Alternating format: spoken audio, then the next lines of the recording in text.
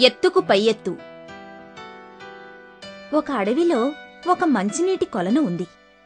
ఎన్నో పక్షులు, జంతువులు ఆ నీటిని తాగుతూ ఆనందంగా ఉన్నాయి. పక్కనే ఉన్న గ్రామానికి కూడా ఆ నీరు ఎంతో ఉపయోగపడుతోంది. ఆ అడవిలో ఉన్న ఒక కొంగ ఆ కొలనులో ఉన్న నీరు తాగుతూ చేపలు తింటూ హాయిగా ఉంది. ఆ కొంగ పేరు అము. అతనికో స్నేహితుడున్నాడు. ఆ స్నేహితుడు కుందేలు, పేరు డుంబు. డుంబుకి గర్వం ఎక్కువ. ఒకరోజు అము కొలనులో నీళ్లు తాగుతుండగా డుంబు వచ్చింది. ఏంటోయ్ డుంబు, ఇవాళెందుకో చాలా ఆనందంగా కనిపిస్తున్నావు? ఇవాళ నా పుట్టినరోజు. నిన్ను విందుకు ఆహ్వానించాలని వచ్చాను. తప్పకుండా రావాలి మిత్రమా, మరచిపోకు. ఓ, తప్పకుండా వస్తాను డుంబు. డుంబు తన ఇంట్లో పాయసం తయారు చేసింది.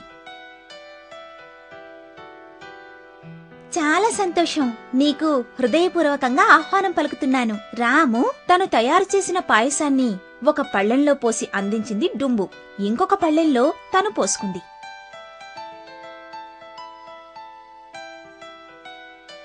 కాని అమ్మోది పొడవాటి ముక్కు కావడంతో పాయసాన్ని తాగలేకపోయింది.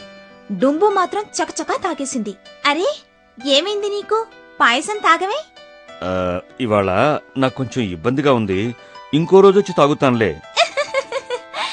అమ్ముని బాగా దెబ్బ కొట్టాను. ఈ డుంబు కావాలనే నన్ను అవమానించినట్టుంది. నేను మాత్రం దేనికి పాఠం చెప్పకపోతానా? కొన్ని రోజుల తర్వాత డుంబు కొలను పక్క నుంచి వెళ్తోంది. హలో డుంబు, చాలా రోజులైంది నిన్ను చూసి. నువ్వు దేని గురించో తీవ్రంగా ఆలోచిస్తున్నట్టున్నావు. ఏం జరిగింది? ఏం చేస్తున్నావు? అవును డుంబు, ఇవాళ కొలంలో చాలా చేపలు దొరికాయి. కాని అన్నిటినీ నేనొక్కడనే తినలేను కదా. ఎవరైనా తోడు వస్తారా తినడానికి అని ఎదురు చూస్తున్నాను. ఓ అలాగా, నేను తప్పకుండా వస్తాను. పదా. అయితే రా మరి. అము చేపల్ని సన్నని మూతిగల కూజాలో వేసి డుంబూకి ఇచ్చింది. తను మాత్రం కూజాలో ముక్కు పెట్టి హాయిగా చేపల్ని తినసాగింది. కాని డుంబూకి తినడం కష్టమైపోయింది. కాని డుంబు, తిను, ఇంకా చాలా చేపలున్నాయి. తినడానికి చాలా ఇబ్బందిగా ఉంది అమ్ము.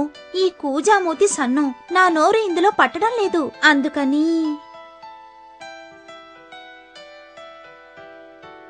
ఏం పర్వాలేదు, తిను. నువ్వు పాయసాన్ని పళ్ళెంలో పోస్తే నేను తాగగలిగాను కదా. తిను. నన్ను క్షమించు. నాకర్థమైంది. ఇంకెప్పుడు నిన్నిలా అవమానించెను. డుంబు తను చేసిన తప్పు తెలుసుకుంది. అంచేత ఎప్పుడూ ఎవర్ని అవమానించకండి. అవమానిస్తే మీరు ఒకరోజు అవమానం పాలు కావచ్చు. అర్థమైందా?